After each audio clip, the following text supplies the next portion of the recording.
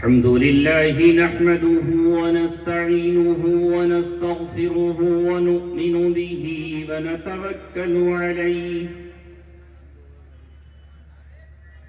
ونعوذ بالله من شرور أنفسنا ومن سيئات أعمالنا من يهده الله فلا مضل له ومن يضلله فلا هادي له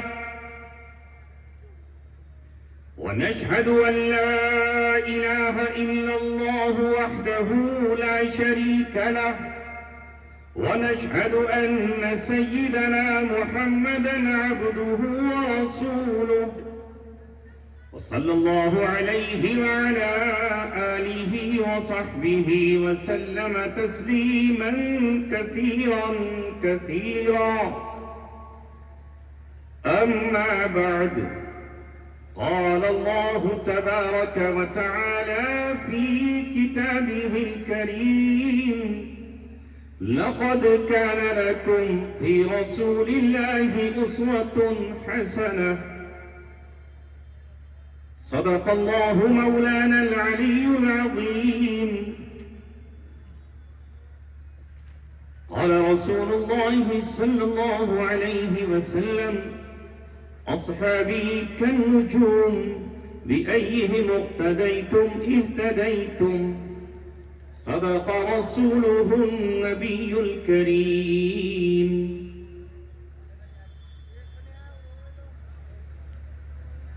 رلاؤں تو بغاوت ہے ہنساؤں تو بغاوت ہے رلاؤں تو بغاوت ہے ہنساؤں تو بغاوت ہے سمجھ میں کچھ نہیں آتا کہ چھیڑوں داستاں کیسے اپنے بھی خفا مجھ سے ہیں بیگانے بھی ناخوش اپنے بھی خفا مجھ سے ہیں بیگانے بھی ناخوش میں زہر ہلاہل کو کبھی کہہ نہ سکا کم حق پسندی میرا شیوا ہے قیامت کیا ہے سچ اگر سچ ہے تو کہنے میں قباحت کیا ہے نہ تڑپنے کی اجازت نہ فریاد کی نہ تڑپنے کی اجازت نہ فریاد کی گھٹ کے مر جاؤں یہی مرضی میرے سیاد سرزمین مرغوب پور و مصطفی آباد مصطفی آباد و مرغوب پور دونوں ہی نیم سے ہیں تو برابر کی ٹکر گزشتہ سال اس اجتماعی موقع پر یہ ناگناہگار آپ کی زیارت سے محروم رہا اور قدم نہیں ادھر آ سکے تیری طلب بھی اسی کے کرم کا صدقہ ہے یہ قدم اٹھتے نہیں اٹھائے جاتے ہم نے بھی سوچا کہ ایک سال گیپ کر لو اور حضرت ابو ہریرہ رضی اللہ تعالیٰ عنہ سے جو رسول اللہ نے کہا تھا اے ابو ہریرہ روز ملنے مت آیا کرو زر غباً تزدد حباً زیارت کیا کرو غائب بھی ہو جایا کرو تاکہ محبت میں اضافہ ہو ایک سال کا انتظار 2 سال کے بعد پھر اللہ تبارک و تعالیٰ نے مجھے اور آپ کو یہاں جمع کیا میرا مزاج منہ پر تعریف کرنے کا نہیں ہے اسی کے سامنے قصیدے پڑھنے کا نہیں ہے سامنے مصنوعی تعریف کا نہ کل قائل تھا نہ آج قائل ہوں جس سے محبت ہے اور جس سے اظہار محبت ہے وہ بھی اپنے وقت پر ہے حدیث میں آتا ہے کہ اگر کوئی تمہارے سامنے تمہارے منہ پر تعریف کر رہا ہو تو اس کے منہ میں اٹھا کر کیا ڈال دو ارے سامنے والے بولا کرو نا پیچھے تو آتے ہی رہے گا تو سب پڑھے لکھے لوگ کیا اٹھا کر ڈال دو پیپسی کی بوتل مٹی مٹی اٹھا کر اس کو منہ میں ڈال دو. کیوں؟ تو مٹی منہ پڑ جائے گی، تعریف آگے نہیں کرے گا. جس کسی نے اپنے بھائی کی تعریف اس کے منہ پر کی، سمجھو اسے کھٹل چھری سے ذبح کر دیا. میں چاہوں تو یہاں اسٹیج پر جلوہ نما لوگوں کی تعریف کر سکتا ہوں اور ناظم جلسہ اور جلسے کے منتظم کی تعریف، مگر اس حدیث کے پیش نظر منہ پر نہیں، پیچھے کہیں اور کروں گا جا کر جہاں اس کی ضرورت ہوگی. آئیے اپنے مقصد کی طرف آتے ہیں. وقت بہت مختصر ہے. سرزمین اتراکھنڈ پر شاید اتنا بڑا اجتماع کسی اور گاؤں کو نصیب ہوتا ہو تو وہ شاید اس گاؤں کی طرح خوش نصیب ہوگا. اللہ تبارک و تعالیٰ نے آپ کو اس دارالعلوم حسینیہ سے جو محبت عطا کی ہے، جو پیار عطا کیا ہے، جو لگن آپ کے دل میں ہے، اس کا نقشہ سامنے سے نظر آ رہا ہے. کل تک محض یہاں چند کمرے ہوا کرتے تھے، زمین تھوڑی تھی، مسجد کی تعمیر تھی، مگر اللہ تبارک و تعالیٰ نے آپ کے جذبوں کو قبول کرتے ہوئے نہ صرف یہ کہ اسے مدرسہ اسلامیہ بنایا، بلکہ یہاں اللہ تبارک و تعالیٰ نے اب انٹر کالج تک کی تعلیم کے لیے ایک نظم فرمایا ہے، جو وقت کی شدید ضرورت ہے، جو حالات کا سخت تقاضا ہے. اپنے بچوں کا ایمان بچانے کے لیے اور ان کو دینی تعلیم سے آراستہ کرنے کے لیے اور ہر طرح کے زیور سے ان کو مزین کرنے کے لیے جس چیز کی ضرورت تھی اسے آپ نے محسوس کیا، انتظامیہ نے محسوس کیا، گاؤں والوں نے محسوس کیا، اطراف نے محسوس کیا. اور یہ پیغام تمام گاؤں اور شہروں کو جانا چاہیے کہ ہم تعمیر ملت کے لیے، تعمیر امت کے لیے، تعمیر انسانیت کے لیے، تعمیر وطن اور تعمیر قوم کے لیے نہ کل پیچھے تھے نہ آج پیچھے ہیں. اللہ تبارک و تعالیٰ نے ہمیں قیادت کی، امامت کی، سیادت کی اور پیشوائی کی جو ذمہ داری دی تھی، انشاءاللہ ثم انشاءاللہ اللہ تبارک و تعالیٰ کی تائید سے، اس کی نصرت سے اور اللہ تبارک و تعالیٰ کی مدد سے اسے ہم نے کل بھی نبھایا ہے، آج بھی نبھا رہے ہیں اور ثم انشاءاللہ جب تک سورج چاند رہے گا قیادت ہم ہی کریں گے. اس لیے کہ علامہ اقبال نے کہا تھا، سبق پر پھر صداقت کا، شجاعت کا، عدالت کا لیا جائے گا جس سے کام دنیا کی امامت. اللہ تبارک و تعالیٰ نے کسی امام بنا دیا، وہ امام بن گیا، چاہے کوئی کتنا ہی بل کھائے. جب محمد صلی اللہ علیہ وسلم کے سر پر اللہ تبارک و تعالیٰ نے 40 سال کی عمر میں تاج امامت سجا دیا اور رسالت کا تاج آپ کے سر پہ باندھ دیا اور اس پر ختم نبوت کی مہر لگا دی، تو ابو جہل بہت بلبلایا، ابو لہب بہت تڑپا، عتبہ نے پچھاڑے کھائیں اور امیہ نے بہت ساری چیخیں نکالی اور عاص بن وائل نے نہ جانے کیا کیا انتظامات کیے کہ یہ یتیم امامت کا دعویٰ کر رہا ہے، ایک غریب امامت کا دعویٰ کر رہا ہے، ایک مسکین امامت کا دعویٰ کر رہا ہے، نہ جس کے پاس بکریوں کے ریوڑ ہیں، نہ جس کے پاس اونٹوں کا گلہ ہے، نہ جس کے پاس بہت سارے باغات ہیں، نہ اس کے پاس زمین اور جائیداد ہے، نہ اس کے پاس اونچے محلات ہیں. یہ ایک شخص جس کے پاس کچھ نہیں ہے یہ کہتا ہے کہ تمہیں میری اقتدا کرنی ہوگی، میں تمہارا مقتدا ہوں، تم میرے مقتدی ہو. تمام اکٹھے ہو گئے.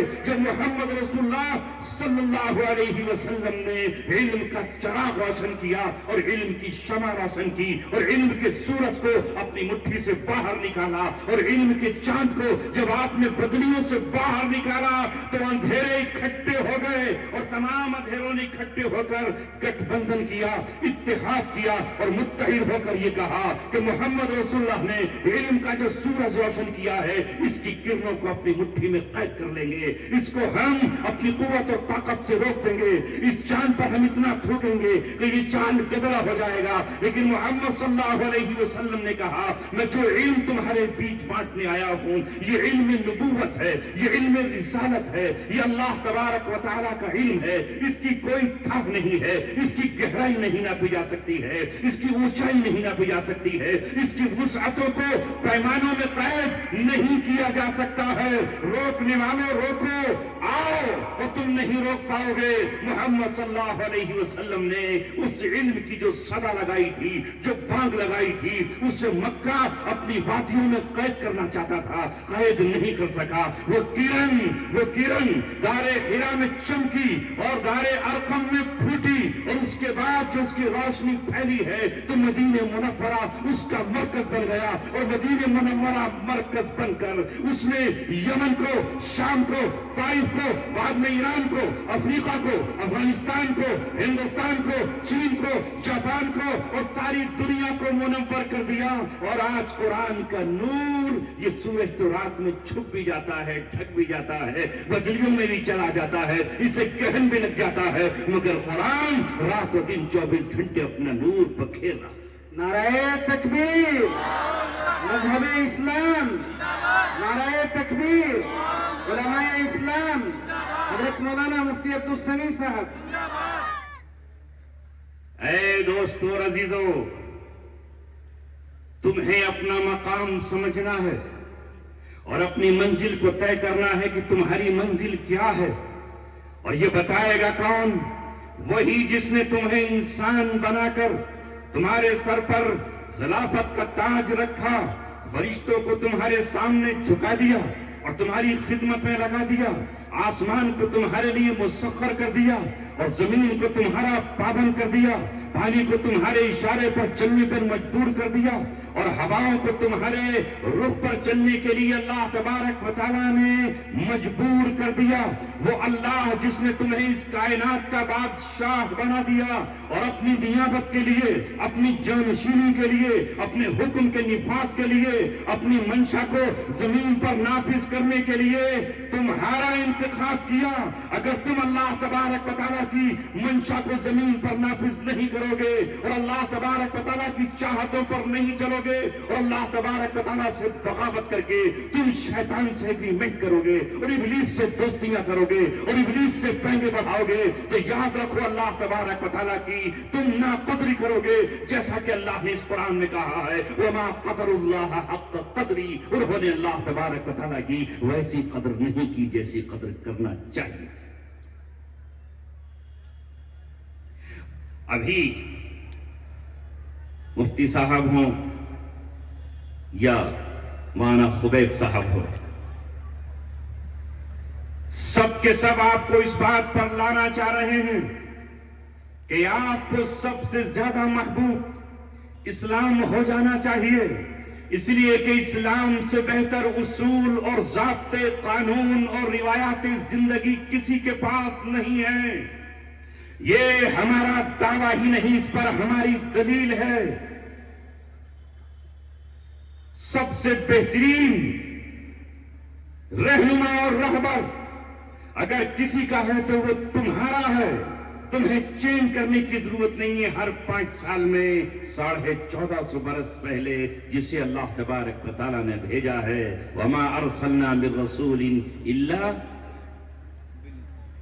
لِيُطَاعَ بِإِذْنِ اللَّهِ۔ میں نے روکا جان بوجھ کر کہ ہمارے بچوں کا حفظ پکا ہے یا نہیں۔ کیوں بھیجا اللہ نے رسول کو؟ تاکہ اللہ کے حکم سے اس کی اطاعت کی جائے، اس کی ہر بات کو مانا جائے۔ تو اللہ نے اپنا پیغمبر بھیج دیا تاکہ اس کی اطاعت کی جائے۔ تمہیں ہر 5 سال میں یہ آپشن نہیں ہے کہ اپنا لیڈر بدلو۔ کہ کل تک محمد رسول اللہ کو مانتے تھے، اب کوئی اور دعویٰ کر دے آ کر تو اسے مان لیں۔ کوئی آ کر کھڑا ہو جائے آپ کے سامنے کہ بھائی میں بھی امیدوار ہوں نبوت کا، میں نے ہی پرچہ بھر دیا ہے نبوت کا، فیس بھی اس کی جمع کر دی ہے، تو مجھے مان لو نبی، مان لو گے؟ نہیں مانو گے۔ جس دن مان لیا اس دن اسلام سے خارج ایمان سے خارج، مرتدین میں آپ کا شمار. لہذا وہ جو رہبر آیا ہے اس رہبر نے اعلان کیا، جس دن حضرت عمر ابن خطاب کہیں سے تورات کا نسخہ لے آئے اور اس نسخے کو پڑھنے لگے کہ یہ تورات کا نسخہ ملا ہے، نبی پاک صلی اللہ علیہ وسلم کا چہرہ انور غصے سے تمتما اٹھا اور آپ سرخ ہو گیا، آپ کا چہرہ مثل انار کے دانوں کے.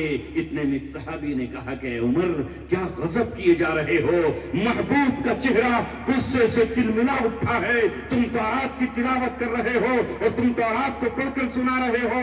اس کے بعد جب آپ ٹھہرے تو رسول پاک صلی اللہ علیہ وسلم نے کہا سنو، قرآن کی موجودگی میں، میری موجودگی میں، لو کان موسیٰ حیًّا، اگر موسیٰ دوبارہ زندہ ہو جائیں، ما وسعہ، ان کے لیے گنجائش نہیں ہے، الا اتبعنی، اگر وہ بھی دوبارہ جنم لے کر اور پیدا اللہ دوبارہ کر دے اور تورات جو جن پر اتری ہے وہ بھی تورات پر عمل نہیں کر سکتے ہیں، تورات کو قیادت کے لیے پیش نہیں کر سکتے ہیں، وہ بھی میری اتباع کریں گے. اور تم سب جانتے ہو اور ہمارا ایمان اور ہمارا یقین ہے کہ حضرت عیسیٰ علیہ السلام جب آسمان سے نازل ہوں گے اور حضرت مہدی کا ساتھ نبھائیں گے تو وہ تو اپنی انجیل کو پیش نہیں کریں گے، اپنے نسل سے آنے والے نبیوں والی تورات کو پیش نہیں کریں گے، اسی قرآن کو اپنا آئین، دستور، اصول اور رہنما بنا کر کے اسی پر عمل کریں گے. اس کے علاوہ ان کو بھی گنجائش نہیں ہوگی.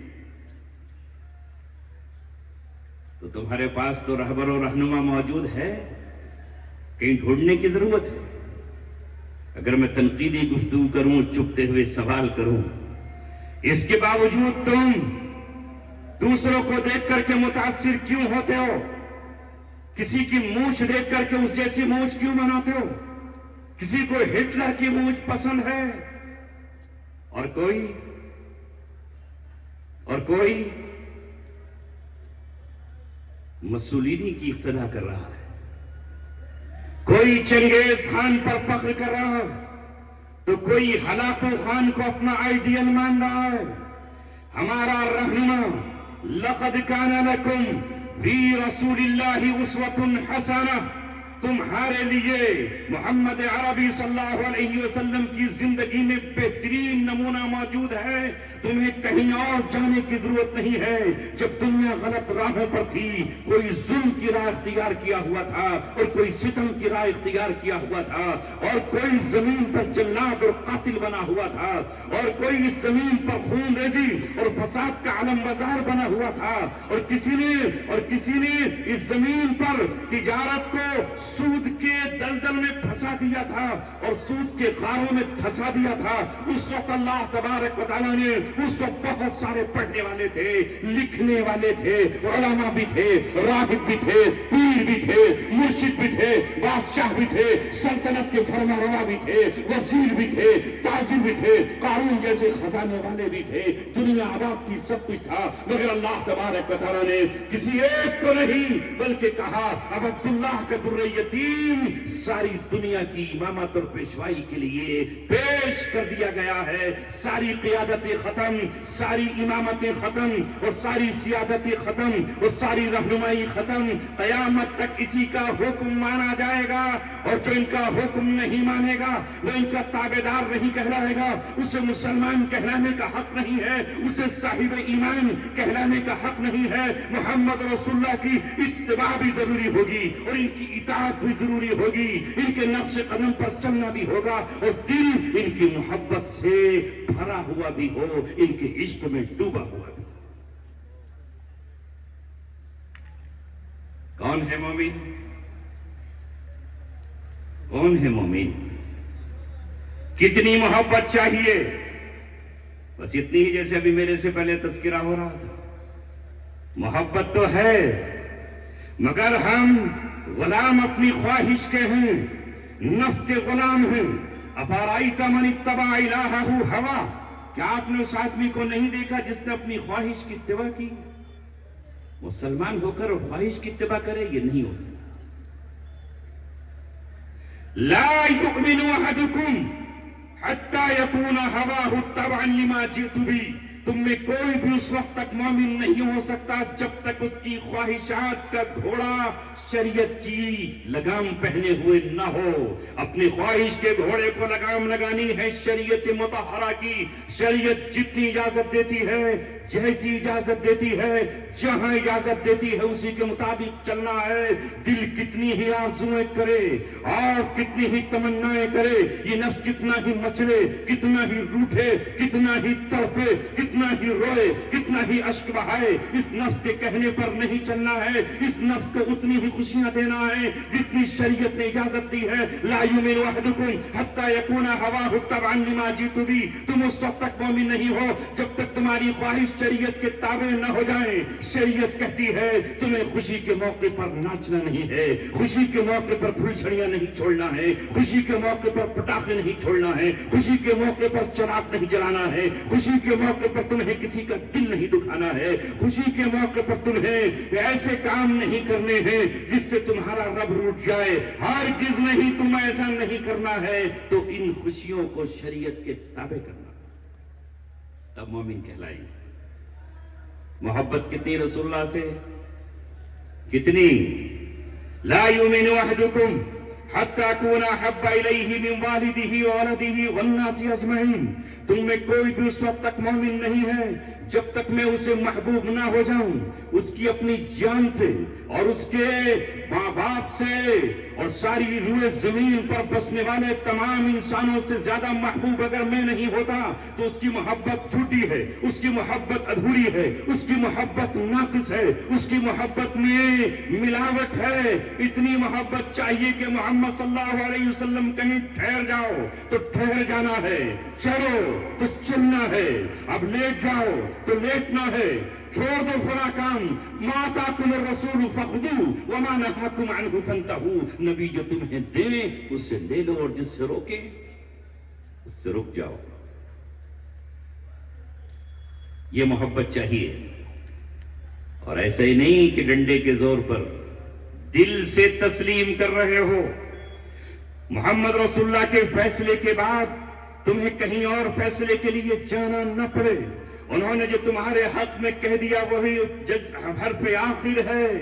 فلا وربک لا یؤمنون حتی یحکموک فیما شجر بینہم ثم لا یجدوا فی انفسہم حرجا مما قضیت ویسلموا تسلیما.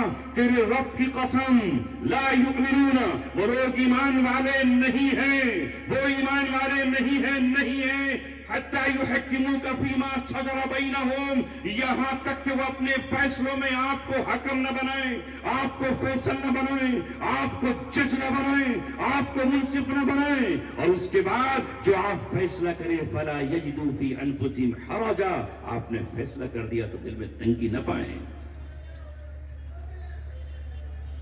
جیسے کہ آج کا ہمارا نوجوان سوچتا ہے کہ کیا بات ہے، اسلام میں عورتوں کو تو کان میں زیور پہننے کی اجازت ہے، گلے میں چین پہننے کی اجازت ہے، ہاتھوں میں چوڑیاں اور پیروں میں پازیب، مجھ مرد کو اجازت کیوں نہیں؟ سوچتا ہوگا نا یہ کرنے والا. مجھے دکھتے ہیں جلسوں میں رات دن، کوئی کان میں پہنے ہوئے ہے، کل ہی تھا رنسورے میں لاؤڈ اسپیکر چلا رہا تھا اور کان میں اس کے لونگ پڑی ہوئی تھی. واہ واہ، کہتا ہوگا کیا اللہ نے مجھے مرد بنا دیا، کاش مجھے فیمیل بناتا تو پھر میل میری طرف آتا. اسی لیے تو پہن رہا ہوں، اپنے دل میں ذرا سی تنگی نہ پائے. ایک مالدار کے پاس 1 کروڑ کی مالیت ہے اور اس کو جب سال گزر کر آتا ہے تو مولانا ہارون کہتے ہیں کہ آپ پر 2.5 لاکھ کی زکوٰۃ فرض ہو چکی ہے. اب وہ سوچتا کہ یہ کیسا اسلامی نظام ہے، امریکن نظام تو کبھی بھی نہیں کہتا کہ 2.5 لاکھ اس میں سے نکال لیں. تمہارا 1 کروڑ جو چاہے کرو. یہ اسلام نے کہا مجھ پر پابندی عائد کر دی کہ 2.5 لاکھ 1 کروڑ میں سے نکال لیں.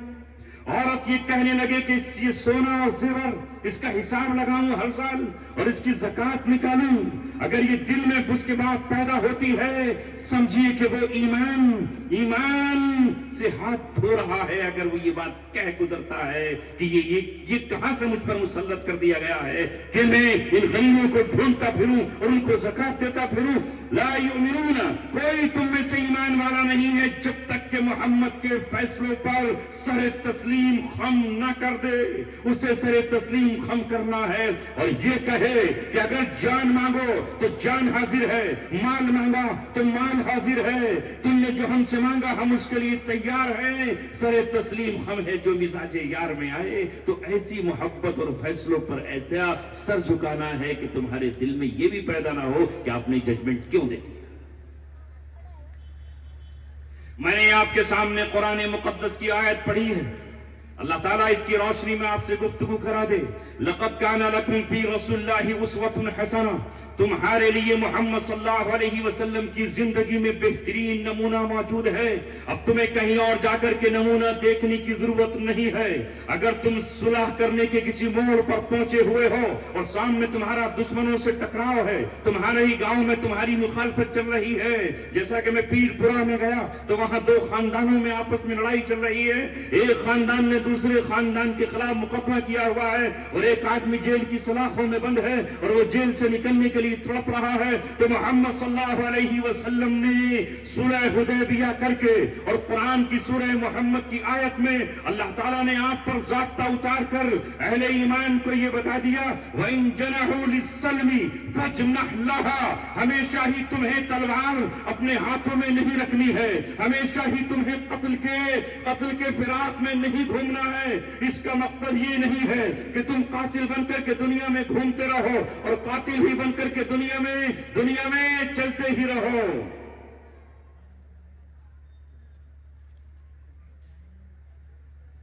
کیا ہے انعام بعد میں دے دیتے، بیچ میں بریک لگانا انعام کے چکر میں ٹھیک نہیں ہے۔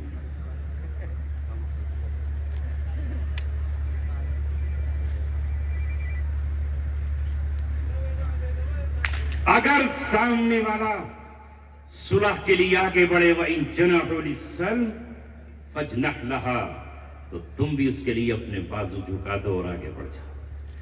یہی تشدد نہیں، وہ جو زیادتیاں تھیں پچھلے دینوں میں مذہبوں میں، ان کو ختم کرنے کے لیے اسلام آیا اور محمد صلی اللہ علیہ وسلم کی ذات آئی، جنہوں نے بیلنس کیا، اعتدال کا راستہ دکھایا، نہ اتنا جھکو کہ کوئی بالکل تمہارے سر پہ حاوی ہو جائے۔ وَإِنْ عَاقَبْتُمْ فَعَاقِبُوا بِمِثْلِ مَا عُوقِبْتُمْ بِهِ، اگر کوئی تمہیں ستا رہا ہے تو جتنا اس نے تمہیں ستایا ہے اتنے کرنے کی تمہیں اجازت ہے، اس سے زیادہ کی نہیں۔ کہ کسی نے تمہارے تھپڑ مارا تو تم نے نکال کر کے گولی مار دی،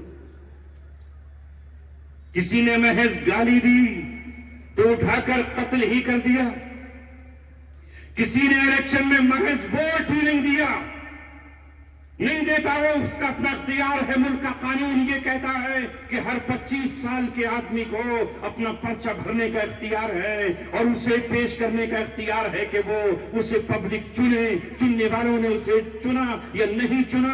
آپ کون ہوتے ہیں کہ آپ نبی ہیں، نبوت کا دعویٰ کر رہے ہیں کہ ہر حال میں تمہیں چنا جانا ہے اور تمہارے مد مقابل کو ووٹ نہیں دینا ہے؟ یہ تم نے کون سا دعویٰ کیا ہے؟ اگر اس نے ووٹ نہیں دیا تو تمہارے چیلے چپاٹوں نے اور تمہارے چیلوں نے تمہاری بیٹھک پر بیٹھ کر حقہ تازی کرتے ہوئے، چلم کو گرم کرتے ہوئے، اس کے نیچے کو ٹھنڈا کرتے ہوئے تمہارے کان بھر دیے اور یہ کہا کہ یہ فلاں اور فلاں کی سپورٹ کر رہا تھا اور فلاں کے لیے ووٹ کی کمپیننگ کر رہا تھا، اس نے ووٹ نہیں دیا ہوگا۔ نہیں دیا ہے، تو نے اپنی آنکھ سے نہیں دیکھا، اس کے بعد اس سے انتقام لیا جاتا ہے۔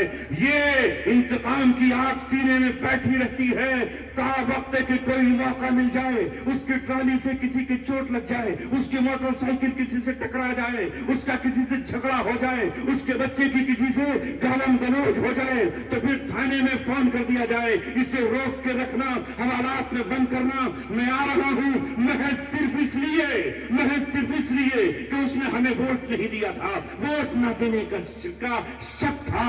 5 سال تک اسے اسی طرح ستایا جائے اور اس سے تھانے دار سے کہہ دیا جائے اس کے 2-4 ڈنڈے بھی مار دینا, ہو سکے تو FIR لکھ دینا, اور ورنہ اسے خالی مت چھوڑنا, بہت موٹی پارٹی ہے, ادھیڑ لینا.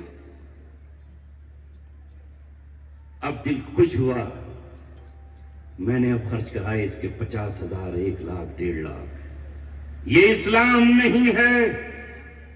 تیرے لیے محمد صلی اللہ علیہ وسلم کی زندگی اور نمونہ ہے, تو اس نے تو بیچارے نے کوئی جرم ہی نہیں کیا, نہ اخلاقاً جرم کیا ہے, نہ قانوناً جرم کیا ہے. اس کی نظر میں وہ صحیح تھا, اس نے اس کے ساتھ کھڑا ہو گیا. تمہاری نظر میں وہ صحیح تھا, اس کے ساتھ کھڑا ہو گیا. یہ کوئی جرم نہیں ہے. محمد صلی اللہ علیہ وسلم کو تو دیکھو, تمہارا رہبر و رہنما رحمت للعالمین بن کر آیا ہے. اس نے طائف میں پتھر مارنے والوں کو معاف کر دیا کہ نہیں کر دیا. اس نے احد کے میدان میں اپنے دانت توڑ دینے والے اور خوف کی کلیوں کو چبا کر کے زمین پر خون نبوت کا بہا دینے والے, سوے چچا کا کلیجہ چبانے والی ہندا اور اس کے شوہر ابو سفیان کو معاف کیا کہ نہیں کیا. اگر تم محمد رسول اللہ کے ماننے والے ہو تو ان کی زندگی میں تمہارے لیے نمونہ ہے. اگر تمہارے سامنے تمہارا دشمن آ جائے, تم شکست میں ہو, اس نے تو وطن سے بھی نہیں نکالا, گاؤں سے بھی نہیں نکالا. محمد صلی اللہ علیہ وسلم کو اہل مکہ نے مکہ سے نکالا, حرم میں طواف نہیں کرنے دیا, حجر اسود کو چومنے پر پہرے بٹھائے, اللہ اکبر کہنے نہیں دیا, خانہ کعبہ میں آخری وقت میں 2 رکعت نماز اندر نفل پڑھنے کے لیے نہیں دی. مگر جب یہ عبداللہ کا راج دلارا اور آمنہ کا لخت جگر فاتحانہ شان سے مکہ میں داخل ہوا, تو آج اس نے یہ نہیں کہا کہ آج اپنے دشمنوں سے انتقام لیا جائے گا. ابو جہل کے بیٹے کو نہیں چھوڑا جائے گا, ابو سفیان کو پھانسی پر لٹکایا جائے گا, اس کے بیٹے امیر معاویہ کو زندہ دفن کر دیا جائے گا. اس نے یہ نہیں کیا. اس نے آتے ہی اس شخص سے جس نے یہ کہا تھا آج قتل عام کا دن ہے, آج خون ریزی کا دن ہے, الیوم یوم الملحمہ, آج خون ریزی ہوگی, آج حضرت سمیہ کے 2 ٹکڑوں کا انتقام لیا جائے گا, آج حضرت بلال کی چیخوں کا انتقام لیا جائے گا, آج بلال کے آنسوؤں کا اور ان کی آہوں کا انتقام لیا جائے گا, خباب کی گری ہوئی شوروں پر چربی کا انتقام لیا جائے گا. جب یہ نعرہ لگایا اس شخص نے, آپ نے اس سے جھنڈا چھین لیا اور کہا اعلان کرو الیوم یوم المرحمہ, آج رحمت کا دن ہے, آج بخشش کا دن ہے, آج معافی کا دن ہے, آج عفو درگزر کا دن ہے, آج بھول جانے کا دن ہے, آج خون کی حفاظت کا دن ہے. حالانکہ اللہ نے اپنے نبی کو کہہ دیا تھا میرے محبوب تیرے لیے آج خانہ کعبہ کو حلال کر دیا گیا ہے, حرم محترم کو حلال کر دیا گیا ہے. تو چاہے تو انتقام لے سکتا ہے اور تو چاہے تو مکہ کو خون کی ندیوں سے بھر سکتا ہے. یہ ہے تمہارا رہبر و رہنما. ہر گاؤں یہی جھگڑا ہے. جیسے تمہارا گاؤں ہے ویسے ہی میں گاؤں میں پیدا ہوا ہوں. شہروں میں جھگڑے کم ہیں, گاؤں میں زیادہ ہیں. الیکشن کے جھگڑے, ممبری کے جھگڑے, اور جس میں آپس میں ایک دوسرے کی بیٹھک پر جانے تیار نہیں, ایک دوسرے کی دعوت قبول کرنے تیار نہیں. بعض گاؤں میں تو طاقت اور قوت کے ساتھ روکا جاتا ہے کہ اگر ہمارے ساتھ ہو تو اس کے نکاح میں نہیں جاؤ گے, اس کی دعوت اور کھانے کو نہیں کھاؤ گے. یہ حالات ہمارے ہیں. جو نبی ہمیں الفت کی چادر میں لپیٹنے آیا, جو ہمیں محبت کے جام پلانے آیا, جو نفرت اور عداوت کی دیواروں کو گرانے کے لیے آیا, اور جس نے کہا کہ تم میں محبت پیدا کرنے کے لیے میں تمہیں نسخے اور اصول بتا رہا ہوں. محبت پیدا ہوتی ہے ایک دوسرے کو ہدیہ دینے سے. تحادوا تحابوا, اے لوگو محبت دو, آپس میں ہدیے دو, محبت بڑھے گی. کچھ نہ ملے تو عطر کی شیشی ہی دے دو, کچھ نہ ملے تو چند کھجوریں ہی دے دو. رسول اللہ ہدیہ دیتے رہے, ہدیہ قبول کرتے رہے. مگر اس امت مسلمہ کا حال یہ ہے, اور خصوصاً ہمارے اتر پردیش, دہلی اور یہاں کا تو حال یہ ہے کہ نہ ہم ہدیہ لینا جانتے ہیں, نہ ہم ہدیہ دینا جانتے ہیں. کسی کے گھر میں جاتے ہیں تو ٹھنڈ سا ہاتھ ہلاتے ہوئے چلے جاتے ہیں. غیر مسلم کبھی کسی کے خالی ہاتھ نہیں جاتا. مٹھائی کا ڈبہ تو لے کر چلے جائے گا، ڈبل فائدہ. ان کے بنیوں کا فائدہ، ان کو مٹھائی کی دکانیں ساری سویٹس کی، تو ادھر اس کی تجارت کا فائدہ، ادھر اس محبت کا فائدہ. مگر ہمارے نبی کی سنت، اس سنت کو ہم نے چھوڑ دیا. محبت کو سیلاب کی طرح دلوں میں پیدا کرنے والی شے اور طوفانوں کی طرح رگوں میں گھس جانے والی شے محبت کے لیے اور نفرتوں کو دور کرنے کے لیے ہمیں دو عالم کے تاجدار نے کہا افشوا السلام، سلام کو عام کرو، سلام کو عام کرو. سامنے سے چھوٹا گزرے السلام علیکم، بڑا گزرے السلام علیکم، استاد آئے تو سلام کرو. صحابہ کا تو طرز عمل یہ تھا کہ اگر وہ ابھی سلام کرتے اور بیچ میں کوئی پیڑ آ گیا دوبارہ پھر سلام کرتے، گزرے تھے کہ بیچ میں دیوار آ گئی پھر سلام کرتے. اور ہمارا حال تکبر کا یہ ہے کہ ہم چاہتے ہیں کہ دوسرا ہمیں سلام کرے، میں سلام. محبت کہاں سے پیدا ہو؟ کہاں سے پیدا ہو؟ محبت پیدا ہوگی کیسے؟ سلام کرنے کو تیار نہیں ہے کوئی ایک دوسرے کو. اے میرے عزیزوں، اگلی بات محمد صلی اللہ علیہ وسلم نے کہی وَأَطْعِمُوا الطَّعَامَ، اور کھانا بھی کھلایا کرو. اس زمانے میں کھانے کی بہت قلت تھی. وَصَلُّوا بِاللَّيْلِ، اور رات میں نماز پڑھا کرو. وَالنَّاسُ بِالنِّيَامِ، جب لوگ نیند میں ہوں یہ 3 کام کر لو. ادخلوا، جنت میں داخل ہو جاؤ سلامتی کے ساتھ. مگر آج محمد صلی اللہ علیہ وسلم کے جو دیوانے بننے کے دعوے دار ہیں وہ آپ صلی اللہ علیہ وسلم کی سیرت کو نہیں اپناتے. میں یہ پیغام آپ کو دے رہا ہوں، کیا جھگڑا ہے ہمارا آپ کا اور ان کا؟ اس کو بھول جاؤ، بھول جاؤ ان تمام چیزوں کو اور محبتیں آپس میں پیدا کر لو. چاروں طرف نفرت کی آندھیاں چل رہی ہیں اور نفرت کے طوفانوں کے جھکڑ ہمارے سینوں سے ٹکرا رہے ہیں. کچھ لوگ ہیں جنہوں نے نفرت کا کاروبار اور نفرت کا بزنس کیا ہوا ہے. دکانیں نفرت کی کھلی ہوئی ہیں، نفرت کارخانوں میں تیار ہو رہی ہے اور بانٹی جا رہی ہے. سوشل میڈیا پر نفرت ہی نفرت تقسیم ہو رہی ہے. یہ نفرت پھیلانے والے نہ ملک کے دوست ہیں، نہ وطن کے دوست ہیں، نہ انسانیت کے دوست ہیں، نہ اپنے کنبے کے دوست ہیں، نہ اپنے قبیلے کے دوست ہیں. یہ سماج کے وہ ناسور ہے کہ جن ناسوروں نے پورے معاشرے کو برباد کر رکھا ہے، تجارتوں کو برباد کر رکھا ہے. ذہن کو سکون چاہیے. اگر ایک بچہ پڑھنے کی کوشش کر رہا ہے تو وہ بدامنی کے ماحول میں نہیں پڑھ سکتا ہے. اگر کوئی سفر کر رہا ہے تو وہ بدامنی کے ماحول میں سفر نہیں کر سکتا. اے اس ملک میں بننے والے، اے اس ملک میں رہنے والے تمام قوموں سے ہمارا مطالبہ یہ ہے، یہ تمہارا گھر ہے، یہ تمہارا وطن ہے، یہ تمہارا مسکن ہے، یہ ہماری آماج کا اور ہماری رہائش گاہ ہے. اگر یہاں امن نہیں ہوگا تو امن ایسا نہیں ہے کہ کسی ایک مذہب کے لوگوں کی زندگی برباد کرے گا، ان کا سکون چھینے گا. زندگی ہر ایک کی برباد ہوگی. کوئی اپنے گھر میں نہیں چاہتا کہ وہاں بد امنی ہو. اے لوگوں، تمہیں کیوں رحم نہیں آتا؟ کتنے غریب ہیں سماج میں کہ ان کے یہاں روزگار نہیں ہے، ان کے یہاں کاروبار نہیں ہے. ماں بوڑھی ہے، کما نہیں سکتی ہے. باپ بیمار ہے، مزدوری نہیں کر سکتا ہے. 13 سال 15 سال 16 سال کا بچہ یہاں سے سفر کر کے کوئی کیرل میں ہے، کوئی تمل ناڈو میں ہے.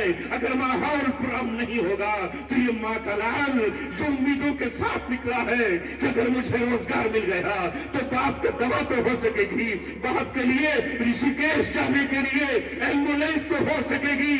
لیکن اے سماج کے دشمنوں، اے ملک کے قاتلوں، اگر تم نے ملک کا ماحول فساد زدہ کیا تو پھر یہ تم کسی بھی دھرم کے پیروکار نہیں ہو.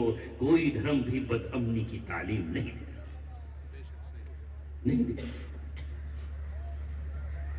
امن کی تعلیم دیتا ہے. ہر مذہب محبت سکھاتا ہے، ہر مذہب پیار کی بات کرتا ہے. ہر بچہ بچہ ہے. یہ کون ہے میں کہنا نہیں چاہتا، اشاروں میں بھی نہیں کہنا چاہتا، مگر میں آپ سے کہتا ہوں اگر ایک دکان نفرت کی ہے تو تم اس بستی میں 10 دکانیں محبت کی قائم کر دو، وہ کیا کرے گی؟ ایک پیڑ کسی نے کانٹے کا لگایا ہے، تم 11 پیڑ اس کے مقابلے میں گلشن کے اور پھول کے لگا دو۔ کسی نے ایک جگہ گندگی کی ہے، تم وہاں عطر کی اور پھولوں کی مہک لگا دو۔ کچھ نہیں ہوگا، تمہارا اپنا کام کرتے چلے جائیے اور یہ سمجھتے ہوئے کیجئے کہ یہ میرے نبی کی سنت ہے، میرے رب کا حکم ہے، میرے قرآن کا دستور ہے اور میرے نبی کا مجھے فرمان ہے، مجھے دنیا سے کچھ لینا دینا نہیں ہے، میں معاف کرتا چلا جاؤں گا اور دشمنوں کو بھی نوازتا چلا۔ جب دیکھو دائرے کو محدود مت کرو۔ جو علامہ اقبال نے کہا تھا شاہین کی شکل میں تمہارا مقام اور تمہیں شاہین کے نام سے پکارا تھا، یہ پورب یہ پچھم چکوروں کی دنیا، یہ پورب یہ پچھم چکوروں کی دنیا، میرا نیل گوں آسماں بے قرار، تو ہی ناداں چند کلیوں پر قناعت کر گیا، ورنہ گلشن میں علاج تنگی داماں بھی تھا۔ تمہارے یہ بہت بڑا دائرہ ہے اور اللہ تبارک و تعالی نے تمہیں اتنے بڑے ملک میں پیدا کیا ہے کہ اتنا بڑا ملک دنیا میں شاید کوئی دوسرا ہوگا آبادی کے اعتبار سے، لہذا جہاں تم پیدا ہوئے ہو وہی کی ذمہ داری تمہارے کاندھوں پر ہے۔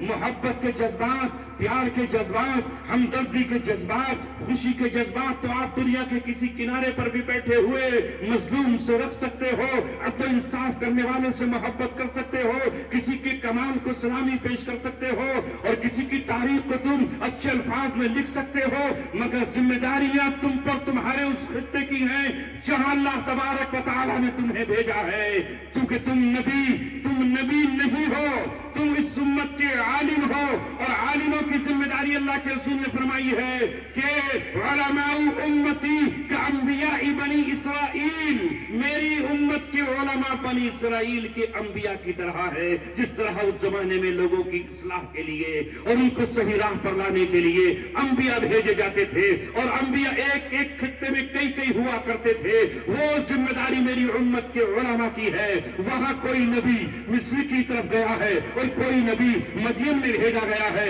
اور کوئی صدوم اور عمورہ کی بستی میں اور کوئی ملک شام میں اور کوئی جزیرۃ العرب کے مکہ مکرمہ میں، ہر نبی کا علاقہ الگ ہے، ہر نبی کی زبان الگ ہے، ہر نبی کا فرمان اس کی قوم کی زبان میں ہے۔ یہاں رہتے ہوئے جو تمہاری زبان ہے، اس زبان کے اعتبار سے تمہاری ذمہ داری اسی خطے کی ہے، اس خطے میں اللہ تبارک و تعالیٰ تمہیں بھیجا ہے۔ کہ لوط علیہ السلام نے عمورہ اور صدوم کے بے حیاؤں کو بے حیائی سے باز رکھنے کے لیے تقریریں کی اور ان کے دروازوں پر گئے۔ نوح علیہ السلام نے اپنی قوم کو سمجھایا، حضرت موسیٰ نے مصری قوم کو سمجھایا اور پھر وہاں وادی تیہ میں اپنی ہی قوم کو سمجھایا۔ اس لیے ہندوستان میں رہنے والوں، تمہارے اوپر ذمہ داری ہے کہ تم اپنے اس ملک میں، اتنا چوڑا لمبا ملک ہے، اور اس ذمہ داری کو نبھاؤ،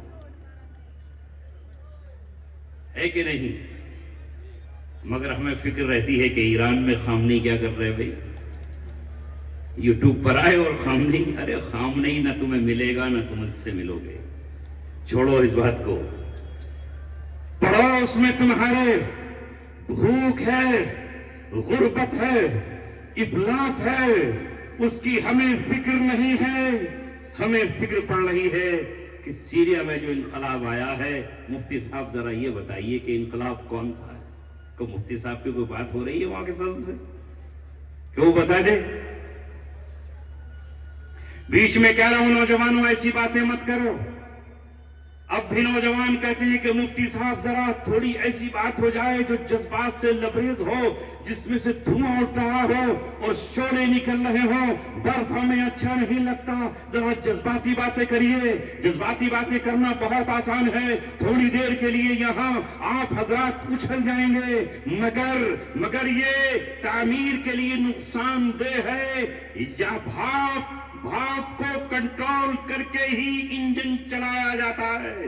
اگر بھاپ کو کنٹرول آپ نے نہیں کیا، بند نہیں کیا، اس ٹیم کو اندر دبا کر رکھیے، جذبات اندر ہو، کام تعمیری ہو، حرکت میں آپ ہو، ٹرین چل رہی ہو اور گاڑی چل رہی ہو، تب جا کر کے کام ہوگا۔ تقریریں ہماری بہت ہوتی ہیں اور ہم کر رہے ہیں، مگر ان تقریروں سے نہیں، آج سے آپ کو عمل کی دنیا میں اترنا ہے اور اپنے حصے کا کام صحابہ رضوان اللہ علیہم اجمعین کی زندگی سے پروموٹ ہو کر اور ان کی زندگی کو سامنے رکھ کر کے عمل میں لانا ہے۔ اگر تمہیں یہ لگے کہ تمہارے پڑوس میں کوئی بھوکا ہے تو اس کے کھانے کا انتظام کرو۔ اسکول یا کالج میں پڑھنے والے بچوں، تم معوض اور معاذ کے جانشین ہو اور تمہاری نسبت ان سے ہے۔ تم سیدنا شیخ عبد القادر جیلانی سے محبت کرتے ہو۔ تم یہ دیکھو کہ تمہاری کلاس میں، تمہاری درسگاہ میں کون بچہ غریب ہے اور کس کا باپ بیمار ہے اور کس کے گھر میں چھت پڑی ہوئی نہیں ہے اور کس کے دروازے ٹوٹے ہوئے ہیں۔ اگر تم مالدار ہو، اپنے گھر میں جاؤ اور اپنے باپ سے یہ کہو، ابو جان میرا ایک ساتھی ہے، 3 مہینے سے ایک ہی شرٹ پہن رہا ہے، صابن خریدنے کے لیے پیسے نہیں ہیں اور اس کا گھر سے منی آرڈر بھی نہیں آتا ہے، کیوں نہ میں اس کی مدد کر دوں؟ لہذا یہ کام کرو جو تمہارے نبی محمد صلی اللہ علیہ وسلم نے کیا ہے۔ سرزمین مکہ ہو اور مدینہ ہو، ان کے دروازوں پر جو آیا ہے، اگر کسی نے سواری مانگ لی ہے تو آپ نے انکار نہیں کیا ہے، اگر کپڑا مانگا ہے تو کپڑا اس کو دے دیا ہے، روٹی مانگی ہے تو روٹی دے دی ہے، خوب بھوکے ہیں لیکن دوسروں کو کھلایا ہے۔ جب قیدی مسجد نبوی میں باندھ دیے گئے ہیں اور صحابہ نے غصے میں آ کر ان کی مشقیں تیز کر دی ہیں، ان کے ہاتھ دکھنے لگے، جب ان کی آہ نکلی تو عالم کا تاجدار تہجد کی نماز چھوڑ کر ان کی مشقیں ڈھیلی کرنے کے لیے آیا اور صحابہ سے کہا، یہ قیدی ہیں تمہارے گھر میں جس کے پاس روٹی ہو، سالن ہو، ٹکڑا ہو، کھجور ہو، انہیں لے کر آؤ۔ قیدی ضرور ہے مگر یہ بھوکے نہیں رکھے۔ لیکن آج تو تمہارا حال اور ہمارا کیا رہا ہے؟ دنیا شرماتی ہے، امریکہ شرما گیا، اسرائیل شرما گیا، چائنا شرما گیا، روس کو بھی غیرت آ گئی۔ مسلمانیت کے نام پر بیٹھا ہوا حکمراں سیریا میں جو ظلم و ستم کر رہا تھا، وہ دنیا کی آنکھ سے چھپے ہوئے تھے۔ ان کی قید سے جب لوگ باہر آئے تو پاگل ہو گئے تھے، دیوانے ہو گئے تھے، ماں کو پہچان نہیں سکتے تھے، بھائیوں سے مل نہیں سکتے تھے، جسم ادھورے تھے۔ یہ حال تھا ان کی قید میں کہ سورج نہیں دیکھا تھا، چاند کی کرن نہیں دیکھی تھی، ہوا کی ٹھنڈک اور خون کی نہیں دیکھی تھی۔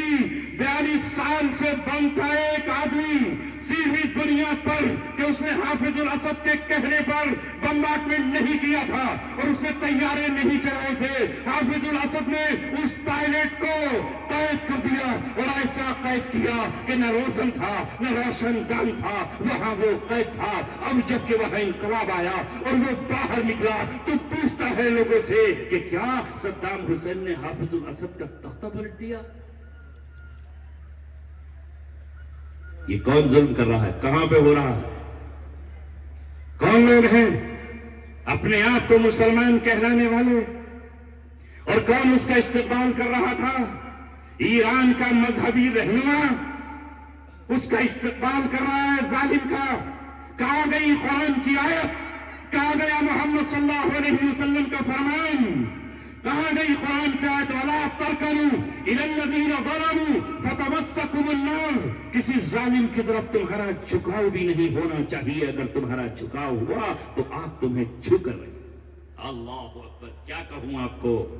نعرہ تکبیر! نعرہ تکبیر!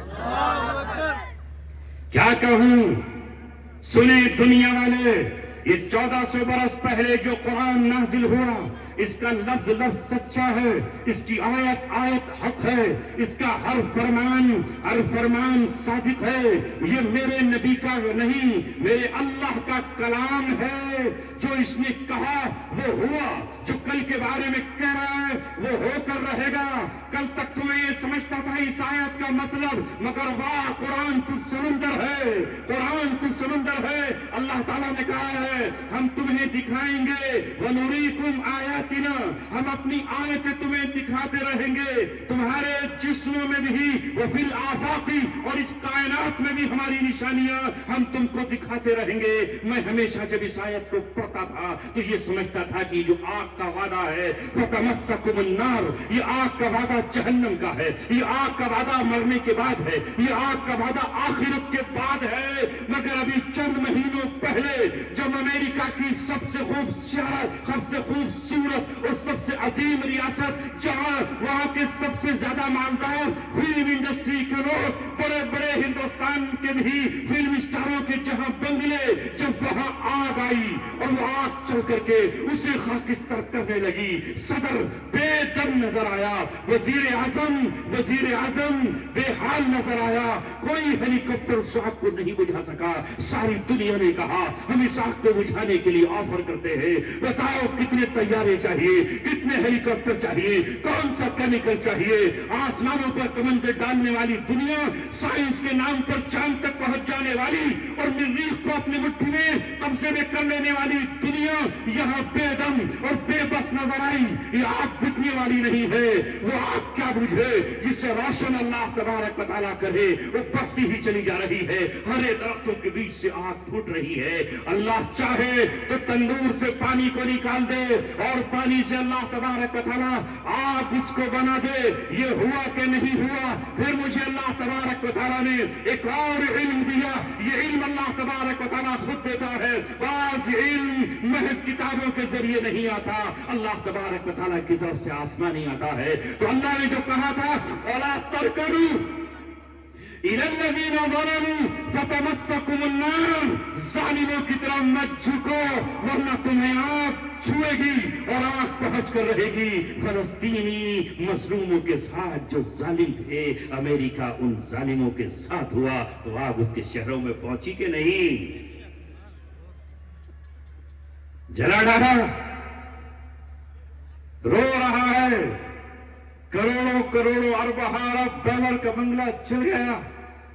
جب یہ آگ پہنچی تو پھر اللہ تبارک و تعالیٰ کی دوسری آیت کا نظارہ پوری دنیا نے دیکھا۔ یہ نظارہ چشم فلک نے دیکھا۔ اے ہوش مندو، اگر تمہارے پاس عقل ہے تو تمہارے لیے پیغام ہے۔ اے دانش مندو، اگر تمہارے پاس ضمیر ہے تو تمہارے لیے پیغام ہے۔ اگر تمہارے پاس علم ہے اور تم جانور نہیں ہو تو ساری دنیا کے لیے پیغام ہے۔ میرے رب نے فرمایا ہے کلما اوقدوا نارا للحرب اطفاها اللہ، جب بھی وہ جنگ کی آگ کو بھڑکائیں گے اللہ تبارک و تعالیٰ اس آگ کو ٹھنڈا کرے۔ ہو گئی ٹھنڈی کہ نہیں؟ معاہدہ ہوا، قیدی واپس آئے۔ ارے دونوں ہی تڑپ رہے تھے، ادھر وہ قید میں اور ان کے بھی یہودی تو تڑپ رہے تھے، ہاتھوں میں ان کے بھی تو جن کے بچے تھے۔ یہ بچہ تو بچہ ہے، چاہے وہ کسی کا ہو، دھرم کچھ بھی ہو، مذہب کچھ بھی ہو، انسان نہ ہو تو جانور کو بھی اپنے بچے سے پیار ہے۔ ایک مرغی کو میں نے ایک واٹس ایپ ویڈیو پر شکرے سے باز سے لڑتے ہوئے دیکھا اور باز کو اس نے پیچھے ہٹا دیا اور اپنے بچوں کی حفاظت کی۔ ایک بندر اپنے بچے کی حفاظت کے لیے تمام جہانوں سے جھگڑا مول لے سکتا ہے، ایک کوا انسانوں سے بھیڑ سکتا ہے۔ تو چاہے دھرم کچھ بھی ہو، بچہ بچہ ہے، کسی کا بھی قید میں ہو وہ اسے چھڑانے کے لیے سڑکوں پر آئے گا، فریادیں کرے گا، مقدمات کرے گا، ڈائلاگ کی بات کرے گا، ختموں میں چوپیاں ڈالے گا اور اپنے تلووں کو زمین پر رگڑے گا کہ کسی طرح میری اولاد یا میرا بھائی یا میرا باپ واپس آ جائے۔ ہم یہ نہیں کہتے کہ محض فلسطینی ہی واپس آئے، وہ جو دوسرے لوگ تھے وہ بھی تو واپس گئے اور اللہ تعالیٰ نے اس جنگ کی آگ کو ٹھنڈا کیا کہ نہیں؟ اس قرآن کو پڑھتے چلے جائیے، سارے علوم اس میں موجود ہیں۔ اور تمہارا نبی محمد صلی اللہ علیہ وسلم نے تم سے یہ نہیں کہا کہ تم دنیا چھوڑ کر کے باہر نکل جاؤ اور یہ جو نہر بہ رہی ہے اس پہ جا کر کے جھونپڑی ڈال کر کے بیٹھ جاؤ۔ وہ دین عیسائیت کا طریقہ ان کا رہا ہوگا، اس سے بھی اللہ تعالیٰ نے یہ نہیں کہا کہ ہم نے ان پہ فرض کیا تھا، وہ انہوں نے خود ہی اپنے طور پہ ایجاد کر لیا تھا۔ کیا کہا اللہ تعالیٰ نے؟ وَرَهْبَانِيَّةَ ابْتَدَعُوهَا، اور رہبانیت کی بدعت ہم نے ایجاد نہیں کی۔ ما كتبناها عليهم، ہم نے نہیں کیا تھا ان پر فرض کہ تم دنیا چھوڑ کر نکل جاؤ، مگر ان کی ہمت نہیں تھی، حوصلہ نہیں تھا، یہ بزدل تھے، سماج سے ڈر گئے، برائیوں کو دیکھ کر کے بھاگ گئے، اور انہوں نے کہا کہ کون کسی کی برائی مول لے، کون کسی کے پھٹے میں پیر دے، کیوں پردھان جی کی مخالفت بول لے، کل کو اگر وقت آ گیا تو 3 ڈنڈے لگوا دیں گے۔ مخالفت لینا آسان تھوڑی ہے، حوالات بھی کاٹنی پڑ سکتی ہے اور ایف آئی آر بھی ہو سکتی ہے۔ میں اپنے گاؤں کے مظلوموں کی حمایت میں ہمیشہ رہا۔ پردھان جی ہمارے یہاں کے ایسے ہی تھے جیسے ہوتے ہیں کہ بیٹھک پہ نہیں آئے گا تو پھر دیکھ لیں گے، ہونے تو گاؤں میں کوئی جھگڑا تمہارا بھی نام ڈلوا دیا جائے گا۔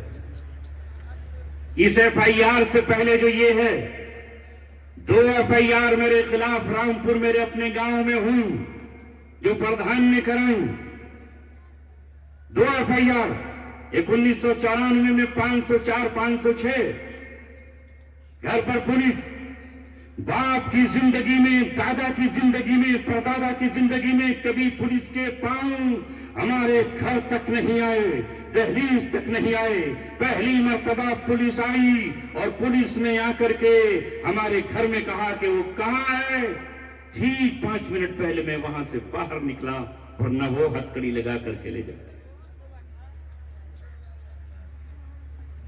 اس کے بعد پھر ہوئی 2007 میں جھگڑا دوسروں کا ہوا، معاملہ کسی اور کا ہوا، اور ایک غیر مسلم کی طرفداری میں ہم سے تعلق رکھنے والے ہمارے بھائی اور دوسرے خاندان کے لوگ پہنچے۔ وہ ہمارے گاؤں کا ہے، چاہے غیر مسلم ہی صحیح، لیکن بلا وجہ اس کے ساتھ ظلم اور ستم کیوں ہو؟ تو اس دوسری مرتبہ بھی اس میں میرا نام لکھا گیا، اور یہاں تک لکھوایا گیا کہ اس شخص نے، میں دہلی میں بیٹھا ہوا مسجد میں امامت کر رہا ہوں، میرا اس میں نام لکھوایا گیا کہ اس شخص نے اپنی لائسنسی بندوق سے مجھ پہ فائر کیا اور اس کی وجہ سے میں زخمی ہو گیا، بلیڈ اپنے سر پہ مارے اور مرغا اوپر سے ڈال کر کے خون میں نہا کر کے تھانے میں پہنچ گیا کہ مار 2 مرغے کاٹ کر کے اوپر ڈال لیے، جو دیکھے تو سمجھے گا اوہ واقعی گولی مار دی دکھے۔ ضلع پنچایت چیئرمین کا فون آیا میرے پاس کہ یہ کیا کیا تم نے؟ میں نے کہا میں تو یہ دلی کی جہاں اس میں ویلکم کی مسجد میں بیٹھا ہوں۔ خیر پھر وہ حلف نامے مسجد کے لوگوں نے دیے، وہ نام نکل گیا، وہ نام ختم ہو۔ کتنے پاپڑ بیلنے پڑے کہ یہ شخص کسی طرح سے جیل چلا جائے۔ جرم کیا تھا کہ ظالم کو ظالم کہا، قاتل کو قاتل کہا، کسی کا قصیدہ نہیں پڑھا ہم نے، رات کو رات کہا۔ یہ تو پھر بعد کی بات ہے جو پھر تہاڑ کا مسئلہ آیا، یہ اس سے پہلے کی بات ہے۔ یہ ایک راز تھا جو میں نے آپ کو بتایا۔ ہمارے مسلم علاقوں کا یہ حال ہے کہ وہاں جو بیٹھک پر نہیں آئے، اگر بیٹھک پر چلے جائیں تو آئی آنے سبحان اللہ، جلیبی لاؤ، لڈو اور پیار کی لے کر آؤ، وہ لے کر بھیا دکھانے کے لیے بھئی ہمارے فلاں، ایسا مت کرو میرے عزیز۔ یہ قرآن مقدس اور نبی پاک صلی اللہ علیہ وسلم بات اس پر چلی تھی کہ سماج میں جب آپ حق بات کہو گے تو مخالف ہو جائیں گے۔ تو انہوں نے کیا کیا؟ اور سماج کی برائیاں نہیں دور کر سکتے تھے، انہوں نے جا کر کے جھوپڑیاں ڈال لی ادھر اور ادھر، اور وہاں اللہ تعالیٰ کو یاد کرنے لگے۔ تو اللہ تعالیٰ نے فرمایا فَمَا رَعَوْهَا حَقَّ رِعَایَتِهَا، لیکن جو کیا تھا انہوں نے اس کی بھی رعایت نہیں کر سکے۔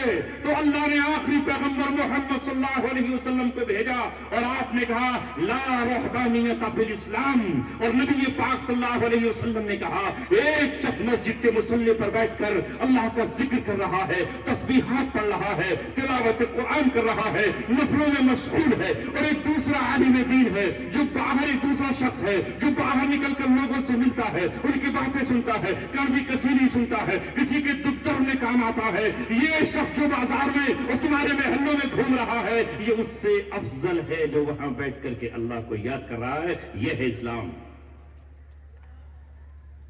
لہذا اس دنیا کو بھی نہیں چھوڑنا ہے، مسلسل محنت کرنا ہے، کھانا بھی کھانا ہے اور عبادت بھی کرنی ہے۔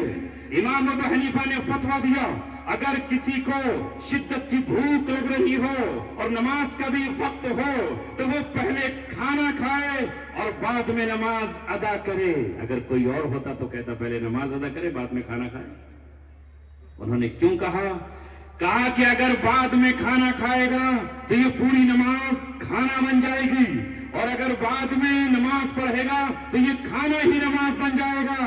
اگر نماز میں لگا تو بس جلدی سے پوری ہو کھانا کھاؤں، نماز جلدی سے پوری ہو کھانا کھاؤں، اور اگر کھانا کھا رہا ہوگا تو جلدی سے کھانا کھاؤں کہ نماز پڑھوں۔ تو انہوں نے کھانے کو بھی عبادت بنا دیا۔ یہ ہے دین اسلام۔ محمد صلی اللہ علیہ وسلم نے تجارت کو دین بنا دیا، مزدوری کو دین بنا دیا، محنت کو دین بنا دیا، زراعت کو دین بنا دیا۔ اے کسانوں، نبی پاک صلی اللہ علیہ وسلم نے کہا تمہاری کسانوں کی کھیتوں سے اور اس کی بالوں سے اگر کوئی پرندہ ایک دانہ لے کر جاتا ہے تو وہ بھی صدقہ ہے۔ تمہاری جھیل سے اور تمہارے چشمے سے اگر کوئی پانی پرندہ بھی پی کر جاتا ہے تو وہ تمہارے لیے صدقہ ہے۔ انسانوں کے لیے پانی کا انتظام تو بہت بڑی بات ہے۔ اور ایک بات نبی پاک صلی اللہ علیہ وسلم نے کہی کہ تمہارے ہاتھ میں کھجور کا پودا ہے اور تم کھجور کا پودا تم میں سے کوئی لگانے جا رہا ہے اور قیامت کا سور پھونک دیا جائے، آواز آ گئی سور کی، مگر اتنی مہلت ہے کہ وہ پودا لگا سکتا ہے تو وہ پودا لگا دے، اس کی نیت کا اس کو ثواب۔ مگر ہم نے سب کو چھوڑ دیا، سب چھوڑ دیا، ہم نے دوسروں کے تابع کر دیا۔ میں نے رات کہا پھر آج سے کہہ رہا ہوں، ہمارے پاس کیوں نہیں ایسی تنظیم؟ ہم نے پچھلے 75 سالوں میں اسلامک بینک کیوں نہیں بنایا؟ پرائیویٹ ہی بنا لیتے۔ آج سرکاری بینک کتنے ہیں مجھے بتاؤ؟ اسٹیٹ بینک اور منی کچھ سرکاری بینکوں کے علاوہ نہ جانے کتنے پرائیویٹ بینک ہیں جہاں سے آپ لون لے سکتے ہیں، جہاں سود پر پیسہ لیا اور دیا جا سکتا ہے۔ ہمارے پاس کچھ ایسا ہے کہ اگر مجھے آج ضرورت پڑے کہ 50,000 روپے کا مجھے قرض مل جائے تو میں کہاں جاؤں، کس کے پاس جاؤں؟ کسی کا پیر ٹوٹ جائے، زخمی ہو جائے، آپریشن کے لیے پیسہ کہاں سے آئے؟ کسی کے پتے کی پتھری ہو جائے اور وہ غریب ہے تو 50-25,000 روپے کہاں سے لے کر آئے؟ اس قوم کو ضرورت ہے مخلصین کی، معاونین کی، اللہ کے لیے ہمدردی کرنے والوں کی۔ ہمارے پاس ایسے ڈاکٹر ہوں جو یہ کہے کہ ہم کمائیں گے تاجروں سے، ہم کمائیں گے مالداروں سے، ہم کمائیں گے سرمایہ داروں سے، مگر اے غریبوں تم ہماری آخرت ہو اور تم ہماری جنت کا سبب ہو، تم سے نہیں ہم کمائیں گے۔ تو یہ قوم صحیح ہو جائے گی اگر یہ قوم طے کر لے۔ یہ رونا تو ہے ہمارا کہ ہمارے گھروں میں اور ہمارے محلوں میں اور ہماری بستیوں میں کچھ لوگ آ رہے ہیں اور وہ سود کی رقم بانٹ رہے ہیں، 10,000 روپے ہماری ماں کو اور ہماری بہنوں کو دے رہے ہیں۔ یہ کیوں ہو رہا ہے؟ اس لیے کہ وہ بانٹنے والے ہو گئے اور ہم لوٹنے والے ہو گئے۔ ہمارا تو حال یہ ہے کہ حج کے نام پر بھی کوئی ڈکیتی مار رہا ہے۔ فراڈ، دھوکہ، مکاری۔ ہمیں نظام دیا گیا تھا کہ ہم نظام زکات قائم کرتے، ہم دینے والے ہوتے اور سود کے نام پر ہم 1 روپیہ بھی نہ کسی سے وصول کرتے، نہ کسی کو وصول ہونے دیتے۔ ابھی وقت نہیں گزرا ہے، جاپان پر 1945 میں امریکہ نے ایٹم بم گرایا، کوئی اور ہوتا تو تباہ ہو جاتا، مگر جاپانی قوم اپنے 2 شہروں کو بھول کر اس نے دوسرے شہروں میں محنتیں کی اور ساری دنیا کی انڈسٹریز پہ اس نے قبضہ کر لیا۔ بتاؤ جاپان کی چیزیں کل چائنا سے پہلے ساری دنیا میں مقبول تھی کہ نہیں تھی؟ ارے تھی کہ نہیں تھی؟ وہ ترقی کر سکتے ہیں تو ہم کیوں نہیں کر سکتے؟ آج چائنا پوری دنیا پہ غالب آ گیا، ساری دنیا میں چائنا کا مال بک رہا ہے۔ جو اللہ کو نہیں مانتے، کسی بھگوان کو نہیں مانتے، وہ کسی دھرم کو نہیں مانتے، کمیونزم ہے، خدا کی اعلان بغاوت، مگر ساری دنیا ان سے چیزیں خرید رہی ہے۔ اور ہمارا حال یہ ہے کہ ہم اگر کبھی بیمار ہو جائیں اور پانی لینے کے لیے چلیں تو مسلم پانی آپ کو کہیں نہیں ملے، نہیں ملے گا نا؟ بولو مل جائے گا؟ بسلری کس کی؟ فلاں فلاں۔ مخالفت کی ابھی لوگوں نے، علماء کے فتوے بھی آ گئے، درخواستیں بھی آ گئیں کہ بھئی پیپسی اور کوک اور فلاں بند کر دو، تو اس کے بدلے میں کیا پلا رہے ہیں؟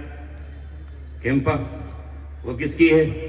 جسے گالیاں بکتے ہو، وہ اڈانی جی کی ہے۔ جب ان کے خلاف تقریر ہوتی ہے پارلیمنٹ میں تو سب کچھ ہوتے ہیں، واہ کیا بات کہہ دی اڈانی صاحب کو فلاں اور فلاں نے، لیکن ہمارے ہاتھوں میں پانی کس کا ہے، مشروب کس کا ہے؟ کاش ہم یہ کرنے والے ہوتے۔ اے لوگوں، ضرورت ہے اس وقت آپ حضرات کو ہر میدان میں ترقی کرنے کی اور اسپیشلسٹ بننے کی۔